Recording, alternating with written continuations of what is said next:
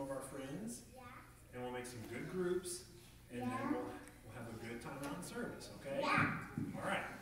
Well, let's first look at this magazine. Actually, Ruthie, what article or what are you thinking of highlighting this week in the ministry? I was looking at the week. I like the one on managing money. I think people are really stressed about money right now, and I think this is the one that will really be placed easily. Well, it's definitely on a lot of people's minds, isn't it? Well,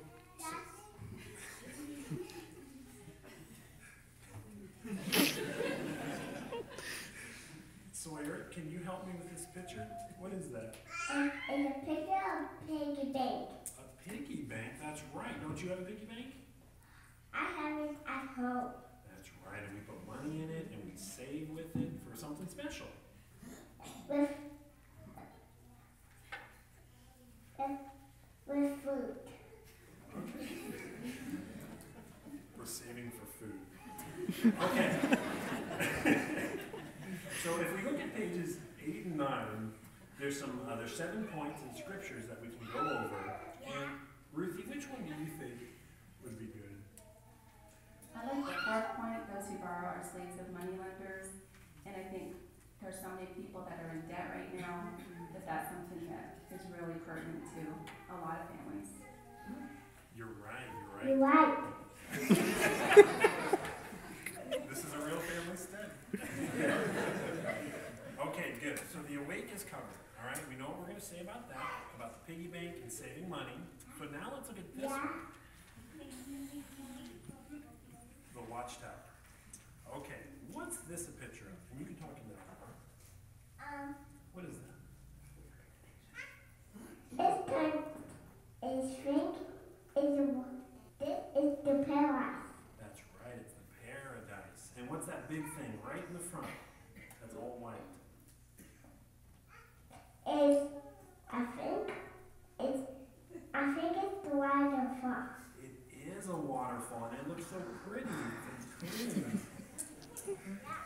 Doesn't it? Very clean, and that's what we're really happy to see. Yeah. So here at the top, what did it say there at the top of the picture, Mom? Under Christ's loving rulership, righteous humans will turn the earth into a paradise. That's right. And the Bahamas.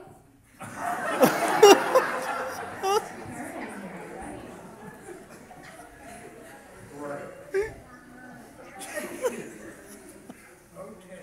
So we're going to use this magazine with our return visit. Remember Mr. Esposito, the older man that's really nice?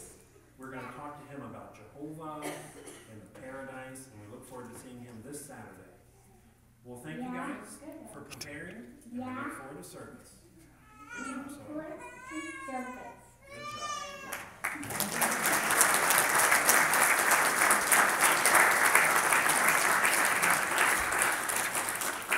I'm sure some of the families are already very familiar with the family study that goes that way.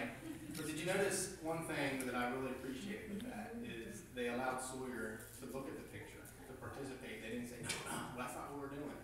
They didn't get on them. And why is that? They wanted to make sure that the study night is enjoyable, that they want to be there and they want to be able to participate. Well, with that, we're going to ask them just a couple of quick questions.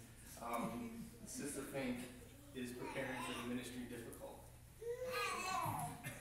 There's times that it goes pretty smoothly, but there's always a curveball. So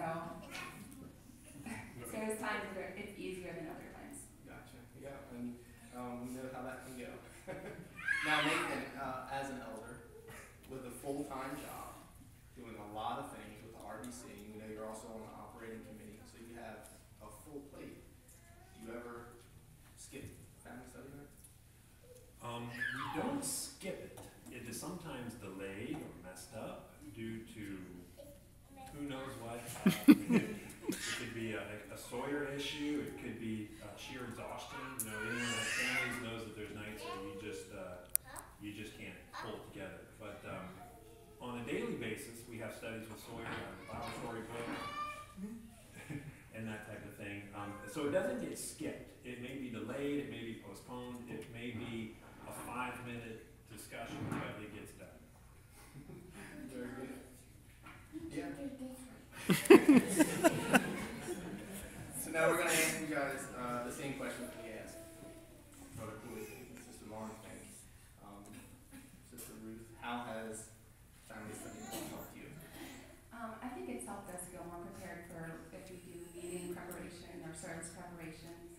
You do miss a lot at the meeting sometimes because of distractions, so that benefits me. And as parents, it helps us feel, I think, closer with each other, and it's very cute to see Sawyer express himself even when it's stuff that you don't expect. So it makes us feel closer overall. Very good. And Brother Finn? What's the question? How has family study night helped you?